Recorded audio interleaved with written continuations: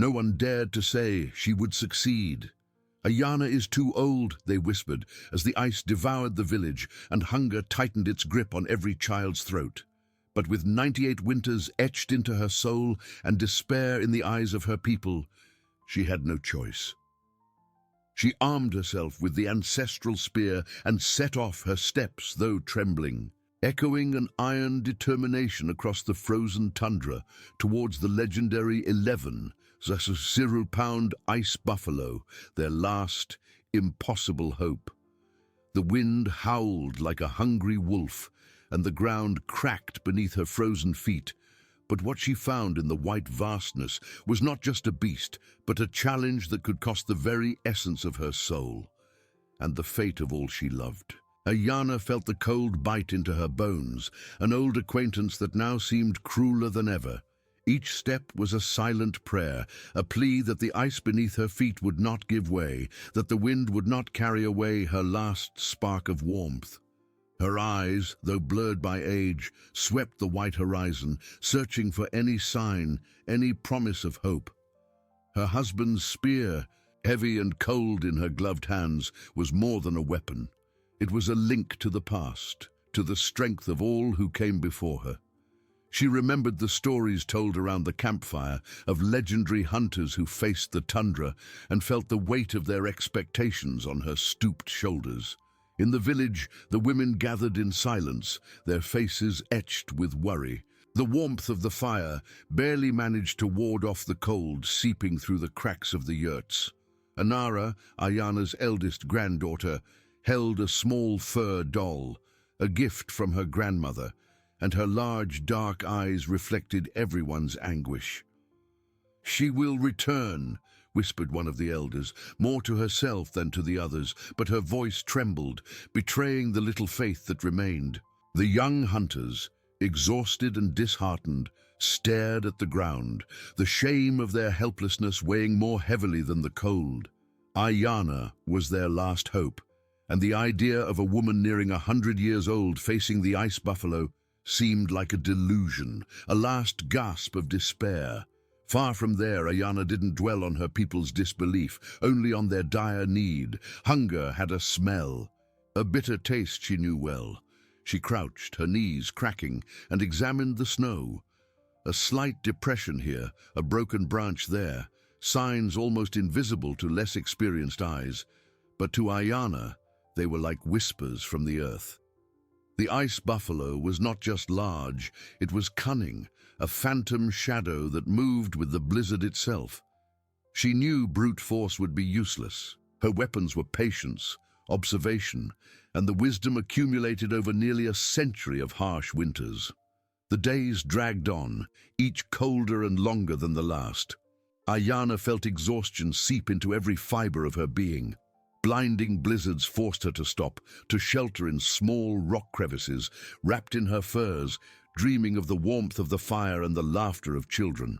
The solitude of the wilderness was overwhelming, a profound silence that seemed to swallow every sound except the howling wind and the stubborn beat of her own heart.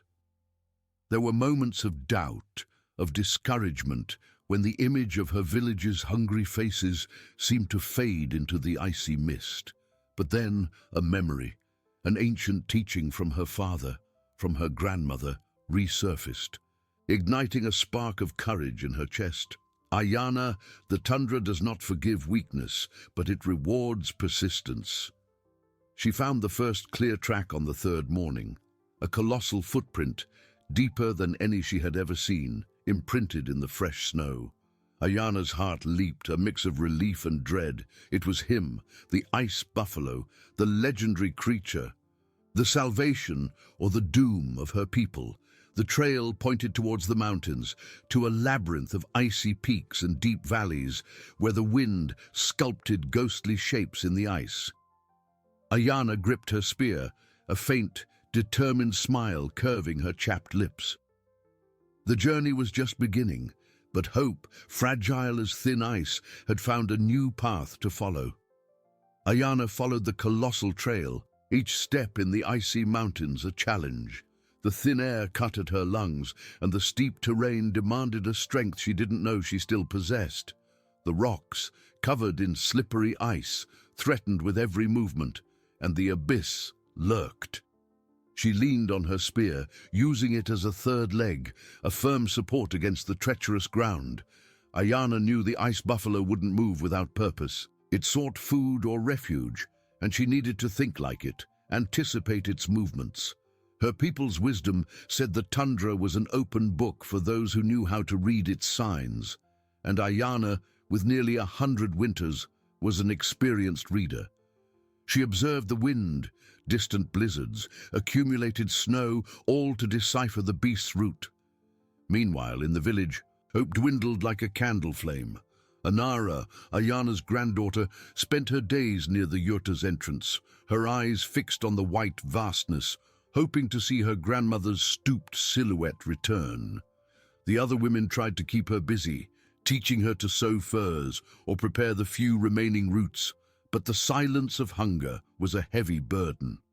The young hunters who had failed felt a mix of admiration and guilt. They admired the elders' courage, but the guilt of their helplessness gnawed at them. They wondered if Ayana was alive, if the ice buffalo had already found her, or if the cold itself had swallowed her. Ayana was the embodiment of resilience, and her absence was a reminder of the fragility of life in Yakutia and the stubbornness of the human spirit. Ayana continued her climb, her body protesting with every effort. The sun, when it appeared, was a pale, distant disk, offering little light and no warmth. She began to notice patterns in the buffalo's tracks. It seemed to favor certain routes, perhaps because they were less exposed to the wind or offered better access to some low-lying vegetation hidden beneath the snow. Ayana knew she couldn't face the beast in open ground. She needed an advantage, a natural trap that the tundra, in its merciless generosity, might offer. Her eyes scanned the rock formations, deep crevices, narrow gorges. She remembered her father's stories of how he used the terrain to his advantage, guiding animals to where nature had already set the stage. It wasn't about strength, but about intelligence, about reading the environment and using its secrets. Solitude pressed on Ayana's heart, but it didn't break her. Instead, it filled her with memories. She saw her husband's face, strong and gentle, teaching her to cast the fishing rod into the frozen river. She heard the laughter of her children, small and full of life, running through the snow. These memories were like embers in her chest, warming her against the relentless cold. She spoke to them in whispers, asking for strength, asking for guidance. The spear in her hands seemed to vibrate with the energy of all who had wielded it before her. Ayana was not alone. She carried with her the spirit of her lineage, the wisdom of generations of hunters and matriarchs who had survived cruel winters. With each step, she felt she was not only hunting, but also fulfilling a destiny, honoring the memory of her people. After another day of strenuous pursuit, as twilight painted the sky in shades of grey and purple, Ayana saw it. Far off, atop a rocky plateau, an imposing silhouette stood out against the horizon. It was him, the ice buffalo. Its gigantic form seemed to merge with the mountains, a creature of legend. Ayana hid behind a rock, her heart pounding in her chest. It was even larger than the stories described, a colossus of thick fur and massive horns that seemed made of pure ice. The elder felt a chill, but not of fear, rather of reverence and renewed determination. The creature was there, real and majestic. Ayana knew the confrontation would be inevitable, but now she had a chance. Hope, once a tenuous thread, now solidified, a beacon in the icy darkness. She just needed to find the right place, the right moment. Ayana remained motionless, her eyes fixed on the colossal silhouette of the ice buffalo. The approaching night's cold intensified the creature's imposing presence, as it now grazed calmly on some low-lying vegetation beneath the snow. Ayana knew haste would be her enemy. The wisdom of her ancestors whispered that patience was the hunter's greatest weapon, and she possessed it in abundance, forged by nearly a century of winters. For hours, she observed, memorizing every movement of the animal, every tilt of its head, every scrape of ice with its massive horns. She noticed that the buffalo, despite its size, was cautious, always alert, preferring roots with some cover against the relentless wind. In the village, the campfire crackled, but its warmth did not warm the apprehensive hearts. Anara, her eyes swollen from staring at the empty horizon, hugged the small fur doll, feeling her grandmother's absence like a hole in her chest, a cold that no fur or fire could dissipate. "She's taking too long," murmured one of the women, discouragement evident in her voice, while the others nodded in silence, their faces marked by hunger and worry. The young hunters gathered in a corner, discussed in low voices. "We failed," said Yarik, the most experienced, his voice heavy with guilt. "And now Ayana, with nearly 100 winters, is out there doing what we couldn't." Admiration and shame mingled, and uncertainty about the matriarch's fate hung heavily, crushing their fragile hope. Far from there, Ayana didn't feel the young men's guilt, only the responsibility that propelled her through every fiber of her being. She had mentally mapped the terrain around the plateau. There was a narrow gorge, almost hidden by a rock formation, that ended in a small natural depression where snow accumulated in deep drifts. It was a treacherous place for such a large animal, a point where its agility would be compromised, where the ice beneath its feet could give way under its colossal weight. Ayana remembered her father's lessons on how nature created its own traps, and that human cunning was merely the trigger, the spark that ignited the plan. She needed to guide the ice buffalo there without it realizing it was being led, like an invisible shepherd.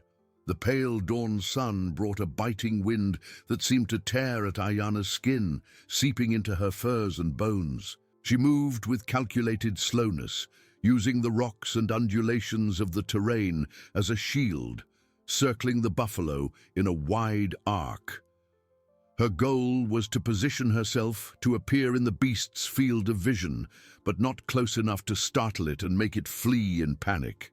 She wanted to direct it, not scare it away. Ayana remembered how her husband used the sound of the wind to mask his own footsteps, and how patience was the key to victory against brute force.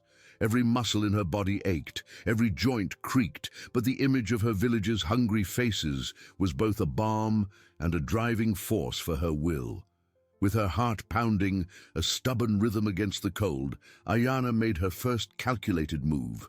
She briefly exposed herself on a ridge, just enough for her stooped silhouette to be noticed by the buffalo. The creature raised its massive head, its dark eyes fixed on her for a moment, a cautious curiosity before returning to graze, but with a slight change of direction, exactly where Ayana wished. It was a promising start. She repeated the movement, always maintaining a safe distance, always appearing at an angle that subtly urged it towards the gorge. Ayana felt she was dancing with the beast, an ancient ballet of hunter and hunted, where each step was a calculation of life or death, an invisible thread weaving the destiny of her people. Hope, once a distant beacon, now became a thin but resilient rope that she wove with each movement, guiding her village's future through the most brutal winter. Ayana felt the weight of the spear in her hands, not as a burden, but as an extension of her own will. The ice buffalo, colossal and imposing, moved again, a hesitant step to the side, responding to her distant presence. It was a game of patience and instinct, where her every movement was a whisper on the wind, guiding the beast without alarm. She hid again, her body stooped and aching, but her mind sharp as the tip of her spear. Ayana knew the animal was intelligent, and any mistake, any haste, could mean the loss of her only chance. Each time the buffalo changed direction, even minimally, towards the path she desired, a faint warmth of hope ignited in her chest. warming her against the biting cold that permeated her furs. In the village, time dragged on, heavy and icy. Anara, Ayana's granddaughter, sat near the fire, but her eyes, red and swollen, didn't see the flames, but rather the image of her grandmother disappearing into the blizzard. She hugged the small fur doll, a gift from Ayana, and smelled the faint scent of smoke and snow that her grandmother always carried. "She's taking too long," murmured one of the younger women, her face thin and pale from hunger. The others, with stooped shoulders, merely nodded, unable to offer words of comfort they themselves didn't believe. The young hunters, who had returned empty-handed, felt shame burn on their faces. Yarik, the eldest among them, clenched his fists. "It's madness. No one, not even Ayana, can face that creature. We should have gone with her, even if she refused." Guilt and helplessness were a slow poison, corroding the village's already fragile morale. Far from there, Ayana didn't dwell on the young men's guilt, only on her people's urgent need.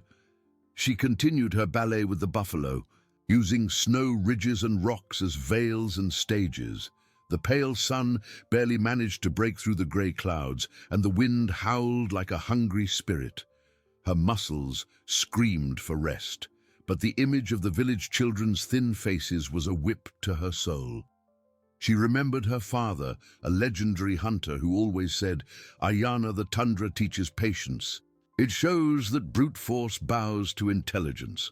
She needed to guide the buffalo to the narrow gorge, the one with the deep snow depression, where the ice beneath its feet would be more treacherous for an animal of its size. With each passing hour, the buffalo moved a little closer to the natural trap Ayana had chosen. She noticed that the animal avoided the most wind-exposed areas, preferring the more sheltered valleys and slopes. This was good.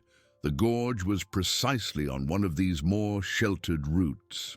Ayana adjusted her strategy, using the wind to her advantage, walking against it so her scent wouldn't reach the buffalo, and using its howls to mask her own careful footsteps. She moved like a shadow, a part of winter itself, guiding the beast with a precision that only nearly a century of experience could provide. Twilight began to paint the sky in shades of purple and dark blue, and Ayana could see the gorge ahead of her. The buffalo was now a considerable distance away, but unequivocally walking towards it. The elder's heart beat faster, a drum of hope and apprehension. She felt overwhelming fatigue, but the sight of her goal, so close, rekindled an energy that seemed to come from her ancestors. Ayana gripped her spear, her eyes fixed on the buffalo. The dance was almost over, and the confrontation, the true test of her resilience, was about to begin. She took a deep breath of the icy air, feeling the spirit of her people in every fiber of her being, ready for whatever came. Ayana watched the ice buffalo, its majestic silhouette now more defined against the deepening twilight. The animal, following the route subtly imposed by her, was approaching the gorge. The elder's heart beat like a drum in the icy vastness, a rhythm that seemed to echo the urgency of her mission. She felt the cold penetrate her bones, but an inner flame, fueled by the memory of her people, burned in her chest. Ayana gripped the old spear, her wrinkled fingers firm on the wooden shaft. It was no time to falter. The wisdom of her ancestors whispered in her mind, reminding her of the patience and cunning that the tundra demanded. In the village, the campfire was the only source of warmth and light, but it couldn't dispel the darkness of uncertainty. Anara, Ayana's granddaughter, was huddled near the flames, the small fur doll in her hands. Her eyes, once full of life, now carried a deep sadness, reflecting the discouragement spreading among the women. "She won't come back," one of them said in a low voice, her voice choked by hunger and cold. "No one can survive that long out there, especially with the ice buffalo on the loose." The young hunters, sitting in a circle, kept their heads bowed, guilt and shame weighing on them. Yarik, the eldest, punched the ground with his fist. "We should have been stronger, more persistent. Now an elder is out there, risking everything for our failure." The silence that followed was a testament to the hopelessness that was beginning to suffocate the village. Far from there, Ayana couldn't hear the words of despair, but she felt the weight of responsibility in every fiber of her being. The buffalo was now a few meters from the gorge's entrance. Ayana moved with calculated precision, her silhouette appearing briefly on a higher rock, just enough for the animal to notice her and, with a slight detour, enter the narrow passage. The sound of its footsteps echoed off the icy walls, a heavy, slow sound. The elder could see the animal's breath condense in the icy air, its massive horns almost scraping the rock walls. It was time. She waited. The buffalo advanced, cautious, but trapped by the route Ayana had laid out for it. The gorge narrowed further, and the deep snow in the natural depression was just ahead. Ayana positioned herself, spear raised, her body trembling not from fear, but from monumental effort. When the buffalo took the final step into the depression, the ice beneath its feet, already weakened by its colossal weight, gave way with a deafening crack. The animal snorted, unbalanced, its hooves sinking into the deep snow and cracked ice. It struggled, trying to free itself, but the treacherous terrain held it fast. Ayana, with a cry that seemed to come from all generations of her people, advanced. Not to wound, but to guide, to use the spear as a point of pressure, directing the animal so it would become even more entangled in the unstable terrain. Her eyes met the buffalo's, and for an instant there was a recognition not of anger, but of a primal struggle for survival. The animal, exhausted and trapped, struggled against the snow and ice, its gigantic body striving to rise, but sinking deeper and deeper. Ayana knew victory was within her grasp. With one last titanic effort, she used the spear to push a block of snow and ice that detached from the wall, making it roll and block the animal's exit, which was now completely immobilized, exhausted, but alive. Ayana felt the merciless Yakutian wind whip her wrinkled face, each strand of white hair dancing to an icy melody only the tundra knew. The spear, old and familiar in her hands, was a link to her past, to the strength of her husband and all the ancestors who preceded her. The ice buffalo, gigantic and imposing, was finally immobilized, exhausted, but alive. A colossus of flesh and bone, caught in the natural trap her cunning had orchestrated. A wave of relief, as deep as the cold that surrounded her, swept through Ayana, but was soon replaced by a new and overwhelming concern. She looked at the creature, at its dark eyes that gazed at her with a mix of weariness and resignation. The animal was enormous, much larger than she had imagined, even with the stories. How could she, a woman of 98 winters, manage to bring an 11,000-pound animal back to the village? The thought was a heavy burden, almost as insurmountable as the hunger plaguing her people. Ayana felt her knees buckle, not from fear, but from an exhaustion that seemed to have finally reached the depths of her soul. She crouched in the snow, her spear still firm, but her body trembled uncontrollably. Victory was hers, but the mountain before her seemed even higher. In the village, the campfire was now just dying embers, and hope, an almost invisible thread, was about to snap. Anara, Ayana's granddaughter, could no longer hold back her tears. Her small fur doll was wet from so much crying, and the silence of the yurta was filled only by the women's suppressed sobs and the moaning wind outside. "She's gone," a voice whispered, and despair spread like the cold, freezing any remnant of optimism. Yarik, the young hunter, felt like a failure. "I should have insisted. Gone with her," he repeated, his voice choked with guilt.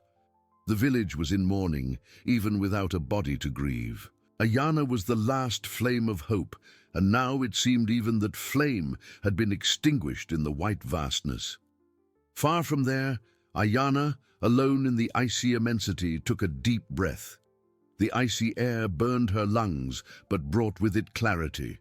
She couldn't carry the buffalo, but she could ask for help. The problem was how. Suddenly the sky, which had been grey, began to darken alarmingly. Heavy, dark clouds rapidly accumulated on the horizon, and the wind, already biting, transformed into a menacing howl.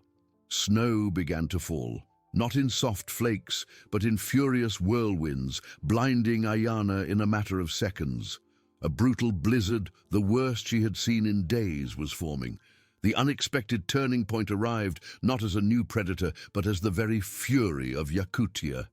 Ayana had brought down the beast, but now nature imposed its own challenge, one that threatened not only her return, but the very existence of her message of salvation. She was trapped, isolated, with the buffalo, and the distant village sank into the darkness of hopelessness, unaware that the miracle was there, so close, yet so far. Ayana barely had time to blink. The blizzard, a furious white wall, swallowed the landscape in seconds, transforming the gorge into a blinding whirlwind of snow and ice.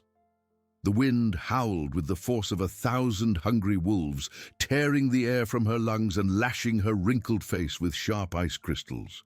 She couldn't see an inch ahead, only the relentless fury of Yakutia. The ice buffalo, still immobilized in the depression, snorted in despair, its gigantic body trembling under the impact of the storm. Ayana knew she couldn't leave it there, exposed. It was her village's salvation, the miracle she had promised. With superhuman effort, she dragged herself to a small rock crevice, barely large enough to shelter her stooped body. The wind seemed to want to tear her away, but she clung on, her spear still firm in her hands. Her eyes, even with limited vision, sought a way to protect the beast. The buffalo, with its thick fur, was resistant to the cold, but the blizzard could bury it, or worse, freeze the meat they so desperately needed. Ayana touched the animal's flank, feeling the warmth emanating from its body, a source of life amidst the white death. She needed to think, and fast. In the village, the campfire had been revived with a last effort, but its warmth was useless against the cold that had settled in their hearts. Anara, Ayana's granddaughter, lay down, hugging the fur doll, her eyes fixed on the yurta's entrance, as if expecting her grandmother to appear at any moment. But time passed, and the blizzard outside was a cruel reminder of the impossibility. "She won't come," said one of the women, her voice a hoarse whisper of despair. Ayana was strong, but not even she can fight against the fury of the sky. The others nodded, tears streaming down thin, pale faces. Yarik, the young hunter, felt a sharp pain in his chest, a mix of guilt and admiration. He stood up, his fists clenched. "We can't just wait. We need to go look for her. She might be injured, trapped, the buffalo. If she found it, it might be there." His voice was a mix of hope and despair, a faint spark amidst the darkness.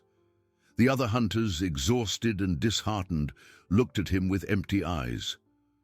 "Yarik, no one survives a blizzard like this," one of them said, his voice choked. "It's suicide." Far from there, Ayana didn't hear the village's despair, but she felt the urgency in every fiber of her being. She noticed that the snow, as it accumulated in the gorge, began to form a natural barrier around the buffalo, a kind of improvised igloo. It wasn't perfect, but it would offer some protection against the biting wind.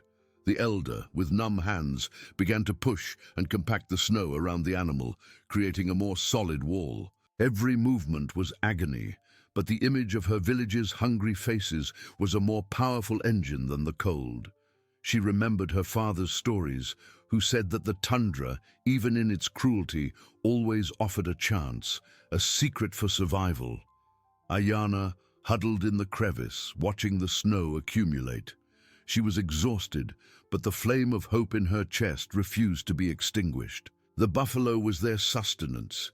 and she would protect it with her last drop of strength. The blizzard roared, but Ayana, with the wisdom of 98 winters, knew that winter, however brutal, always gave way to spring, and that life, however fragile, always found a way.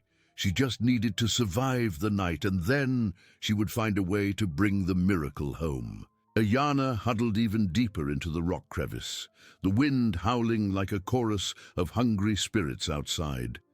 Snow accumulated rapidly, and the cold seemed to want to crush her bones. She hugged the spear, feeling the cold wood against her wrinkled hands, an anchor amidst the white chaos. Her eyes, even in near-total darkness, were fixed on the dark mass of the ice buffalo, which was now almost completely covered by the snow she had helped compact. The animal snorted heavily, a guttural sound that mingled with the blizzard's roar. Ayana felt the faint warmth emanating from the buffalo's body, a small bubble of life in the icy immensity. She knew the night would be long, perhaps the longest of her 98 winters. Fatigue was an overwhelming weight, but the image of her village's hungry faces was a fire that burned in her chest, refusing to be extinguished. She remembered her mother, who said that the strength of a Yakut was not in their muscles, but in the stubbornness of their heart. Ayana closed her eyes for an instant, visualizing the warmth of the village fire, the laughter of the children, the smell of roasted meat that one day, she hoped, would again fill the air. This vision was her shield against despair. In the village, the campfire, now a pile of reddish embers, barely cast light on the pale, drawn faces. Anara, Ayana's granddaughter, trembled, not just from cold, but from a sadness that seemed to freeze her soul. She pressed the fur doll against her chest, tears dry on her cheeks. "She won't come back," murmured a woman, her voice broken. "Winter has taken our last hope." The others, with downcast eyes, nodded in silence, resignation weighing on them like a shroud of snow. Yarik, the young hunter, sat apart, his fists clenched, his gaze lost in the dying flames. He felt useless, a coward. Ayana, the elder, had gone out to do what they, the young and strong, could not. And now she was out there alone, facing the fury of Yakutia. A silent rage began to bubble within him, not against Ayana, but against his own inaction. He couldn't accept that she was gone. He couldn't. He stood up abruptly, making the others look at him in surprise. "We cannot give up." His voice, though hoarse, carried a new determination. "She wouldn't give up on us. We need to go look for her at dawn, even if it's dangerous, even if—" He stopped, unable to finish the sentence, but the resolve in his eyes was undeniable. Ayana, feeling the thin air and intense cold, opened her eyes. The blizzard seemed to have lessened somewhat, the wind's howls not as furious, though still merciless. She stretched a numb hand out of the crevice, feeling the soft, deep snow. The buffalo, now a white mountain, was safer, protected by the natural barrier that had formed. She needed a plan. How to move such a large animal. Her thoughts turned to her grandfather's stories, who spoke of the strength of community, of how one man alone was weak, but many together were a mountain. She needed help. But how to alert the village? The distance was great, and the blizzard still made visibility almost nil.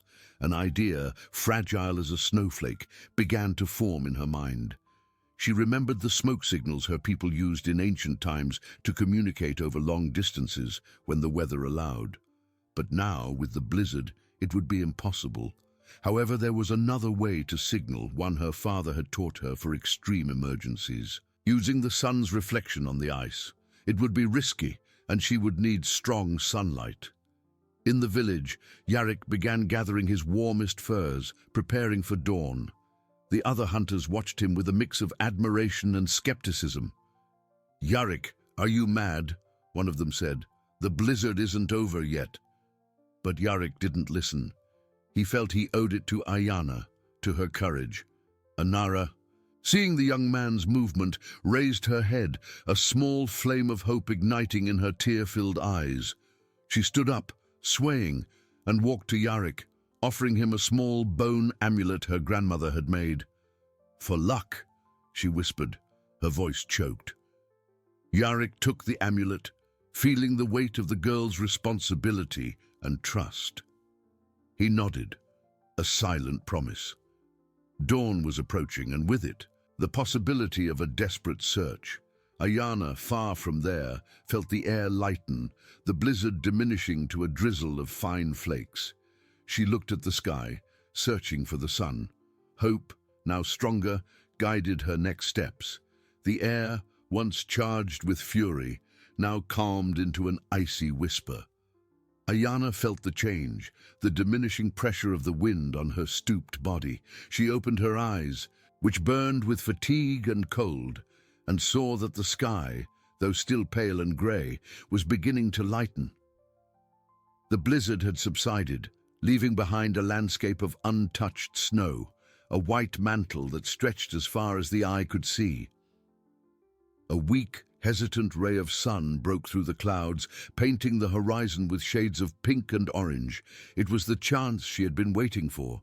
With numb hands, Ayana fumbled on the icy ground, searching for a smooth, reflective surface.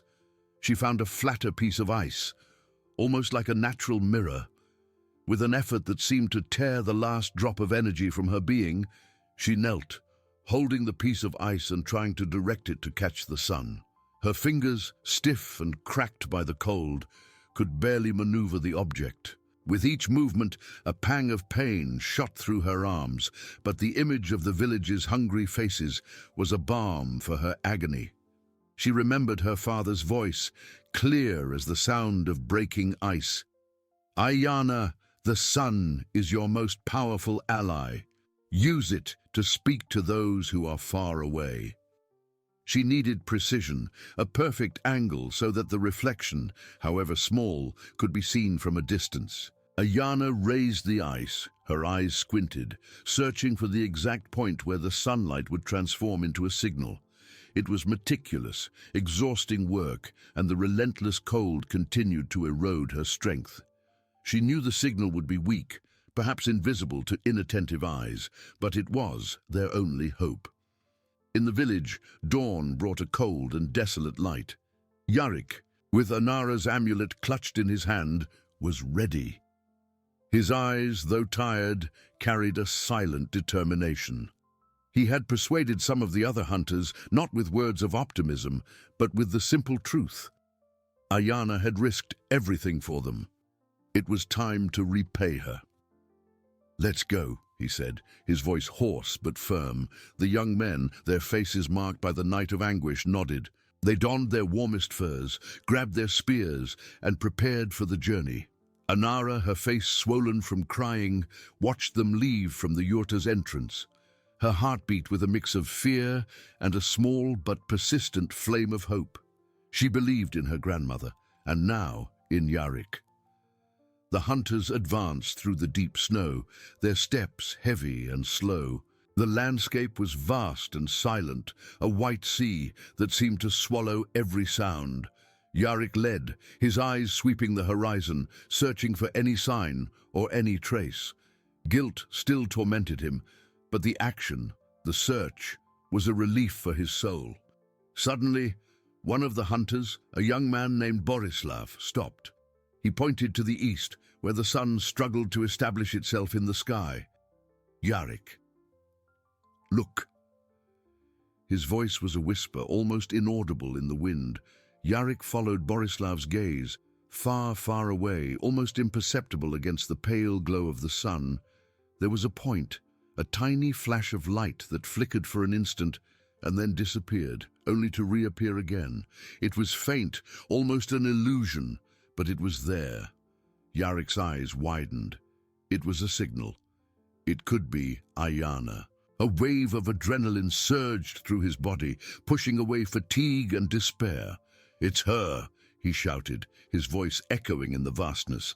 "She's alive. Let's go." Hope, which had seemed dead, was reborn with overwhelming force. The hunters, invigorated, quickened their pace, their hearts beating in unison with the promise of a miracle.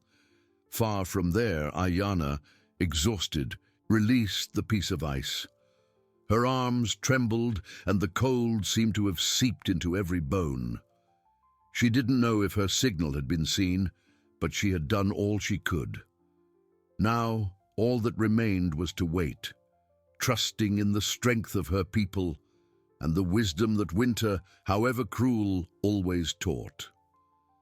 Ayana, her muscles aching and mind clouded with exhaustion, leaned back into the rock crevice, feeling the cold penetrate her furs. Her eyes, once fixed on the horizon, now slowly closed, not in surrender, but in an effort to conserve the little energy she had left. Her husband's spear, a familiar and comforting weight, rested beside her, a silent testament to her journey. She felt the pulse of the ice beneath her body, the subtle vibrations of the earth, and in her stillness, a deep connection to the vastness that surrounded her. Ayana wondered if her signal had been strong enough, if hope had reached the village. A pang of doubt, cold as the Yakutian air, threatened to settle in, but she pushed it away with the same tenacity with which she had faced the blizzard. Ayana was Ayana, and giving up was not an option. The image of Anara, with her eyes full of hunger and faith, was a constant reminder of the purpose of her struggle. In the village, Yarik and the other hunters advanced with renewed energy, their steps now firmer, despite the deep snow.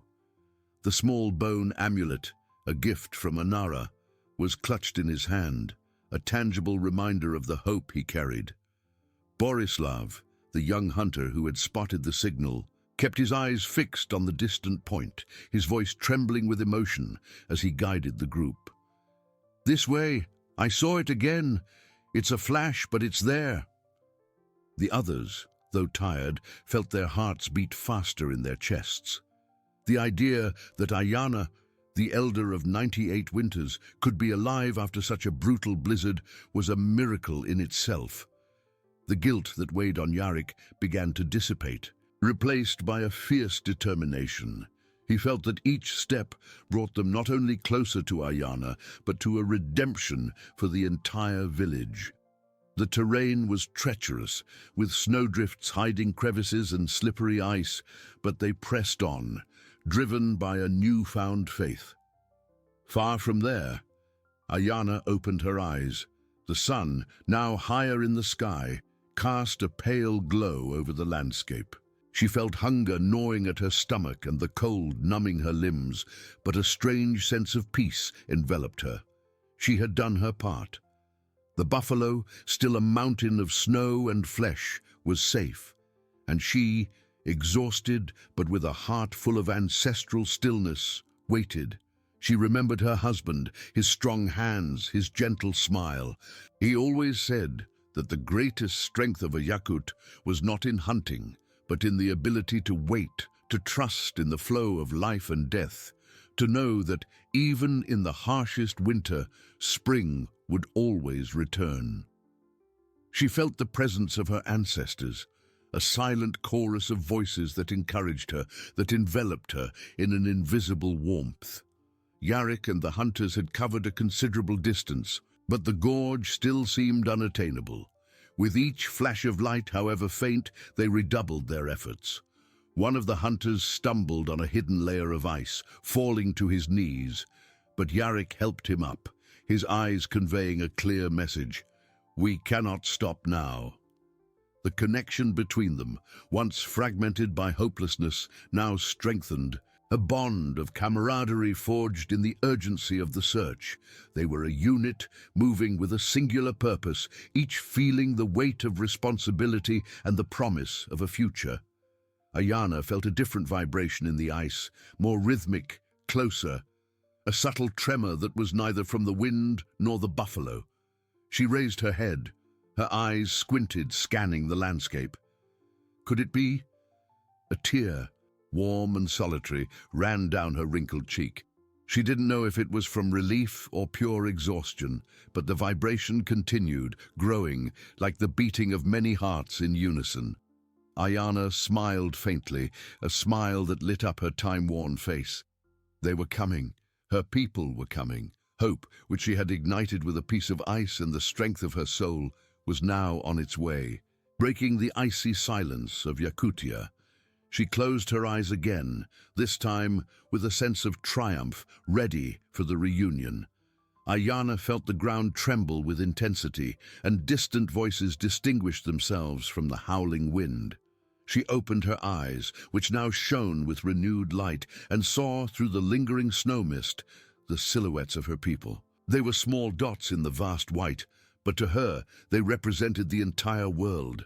A wave of warmth, stronger than any campfire, flooded her chest, pushing away the cold and exhaustion.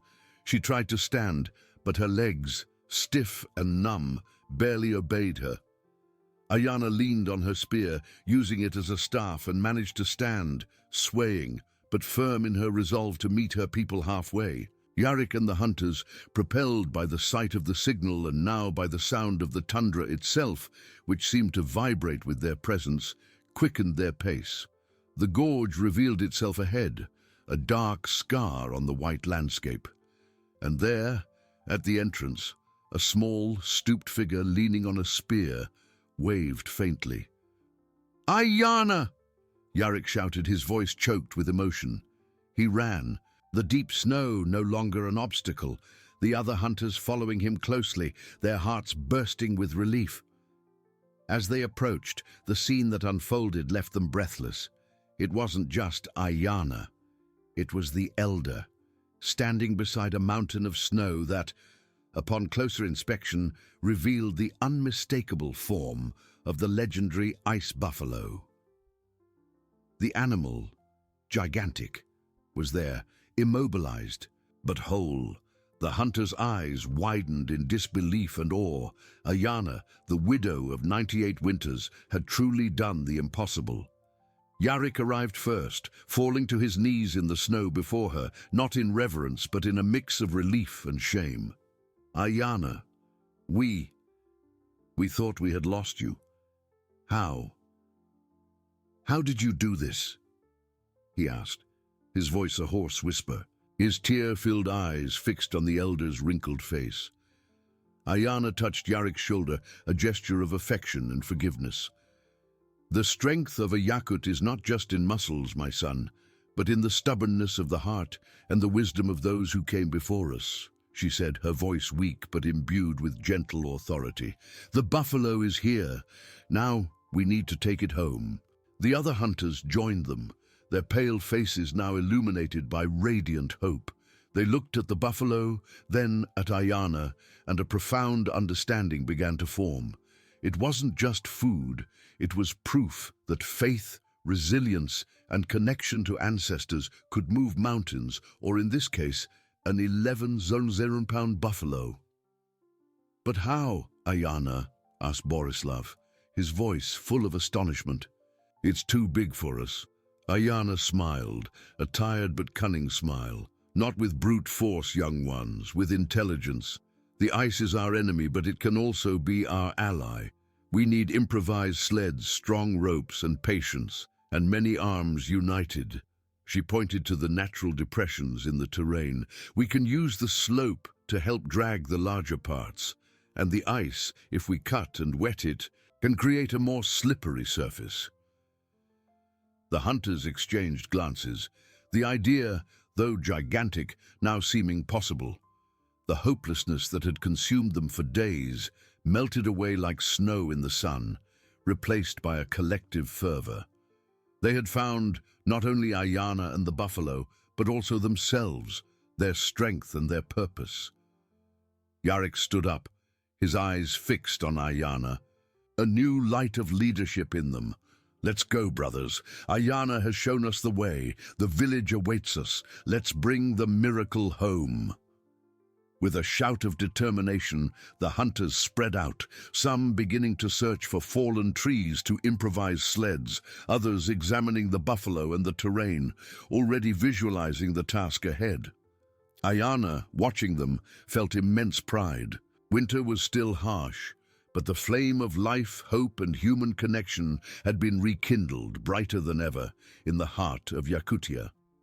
The climax was not just the hunt, but the rebirth of the community, guided by the wisdom of its matriarch.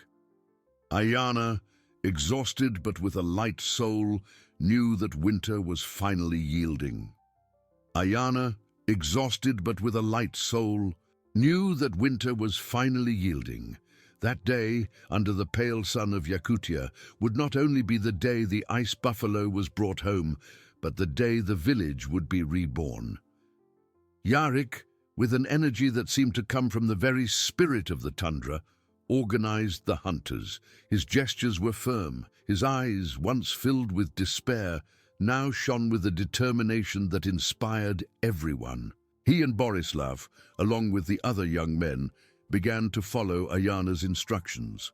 First, the Herculean task of dismembering the colossal animal. With axes and sharp knives, they worked tirelessly, steam rising from their bodies in the icy air. Ayana, seated on a nearby rock, observed every movement, offering precise advice with her hoarse but clear voice.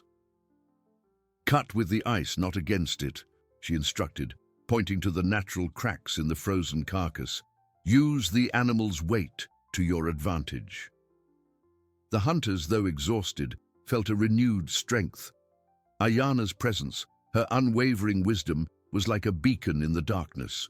They improvised sturdy sleds from branches and furs and began to drag the larger parts of the buffalo through the terrain's depressions, exactly as Ayana had suggested. The ice, wet with melted snow and then refrozen, created a slippery surface that facilitated transport, turning the enemy into an ally. Hours dragged on, but the collective work, driven by hope, felt light. Every aching muscle, every gasping breath was a testament to their unity. As the sun began to dip to the west, painting the sky with shades of violet and gold, the first load of buffalo was ready for the journey back. Yarik looked at Ayana, deep respect in his eyes. "Let's go, grandmother. The village awaits us." The journey back was slow, but filled with a vibrant purpose. The hunters, carrying the meat and furs, felt the weight, but also the promise of life. Anara, in the village, had spent the day in a state of anxiety and hope.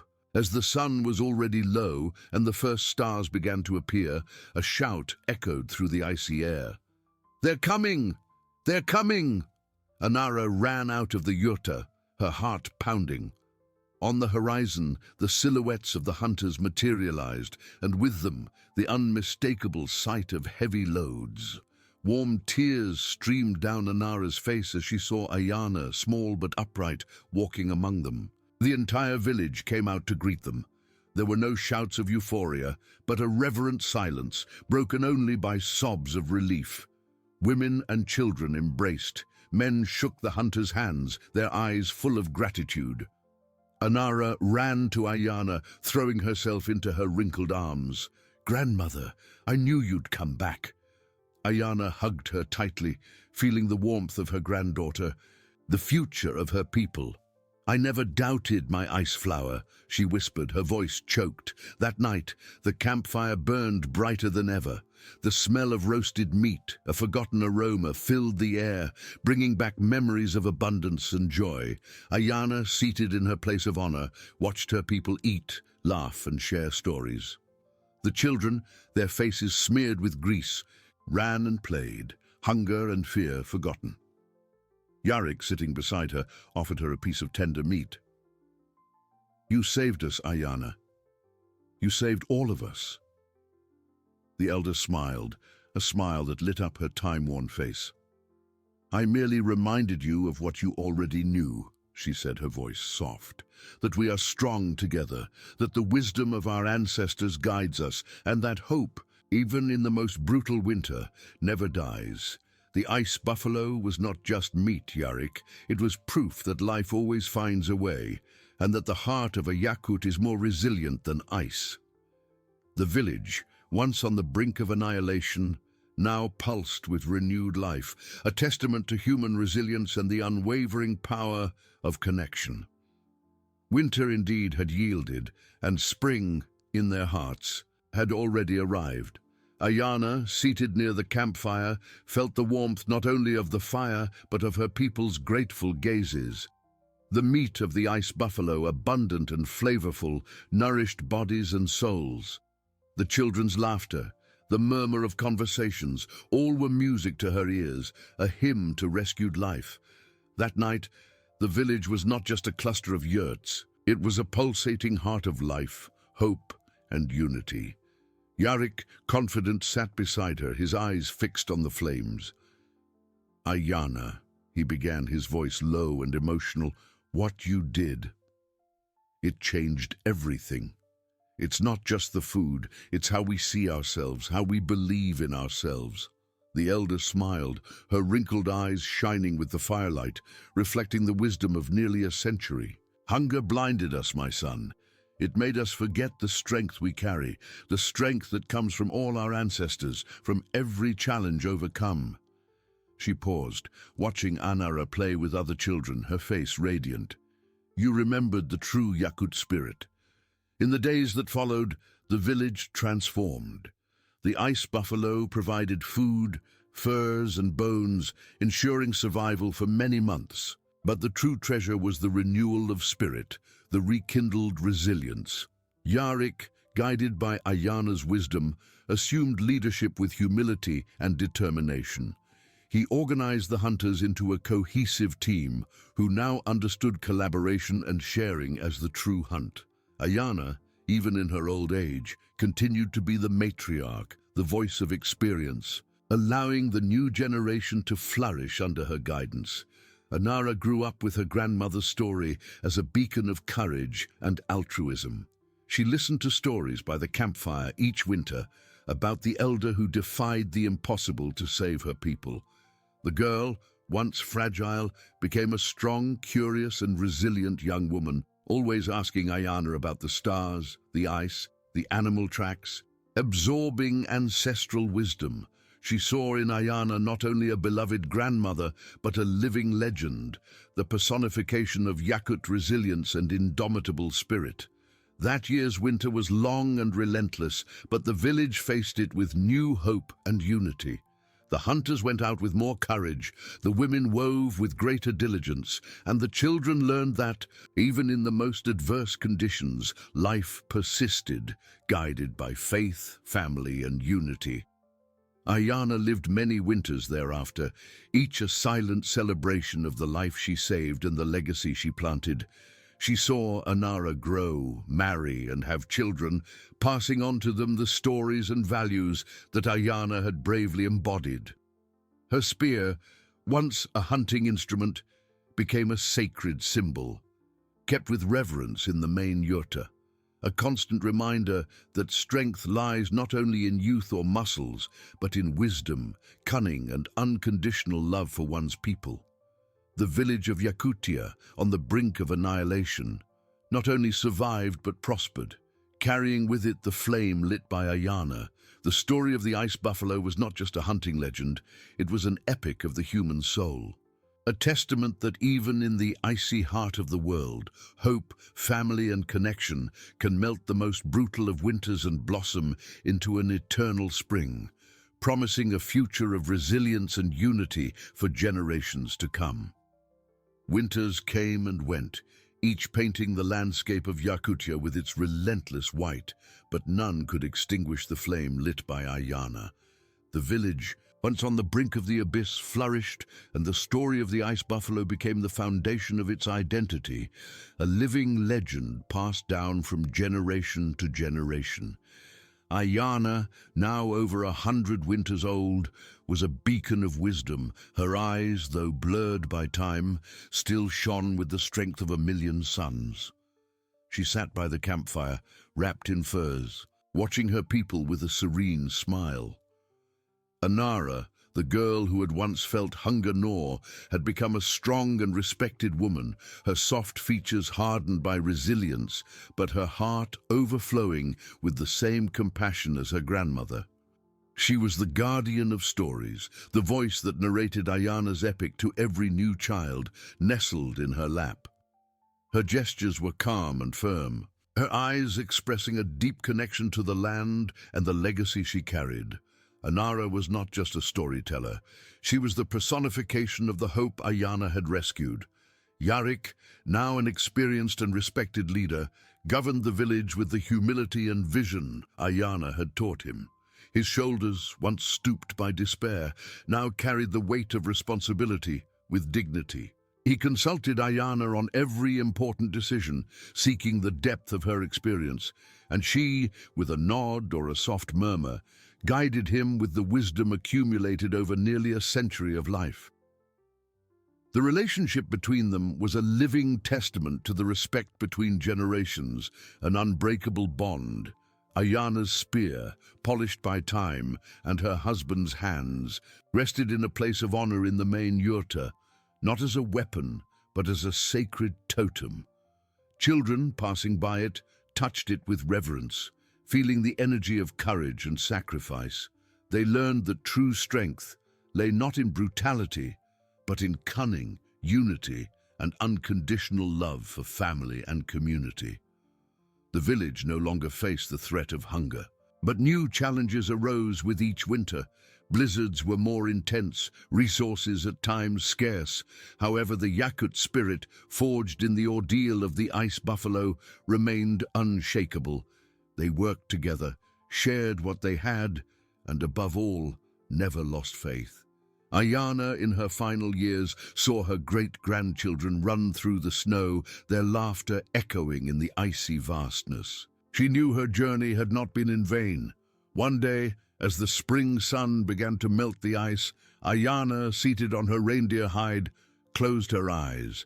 There was no sadness in the air, only a deep and reverent stillness. Her people, gathered in silence, felt her passing not as a loss, but as the transition of a legend. Ayana had not died. She had become part of the tundra itself, of the wind that blew through the mountains, of the snow that fell softly.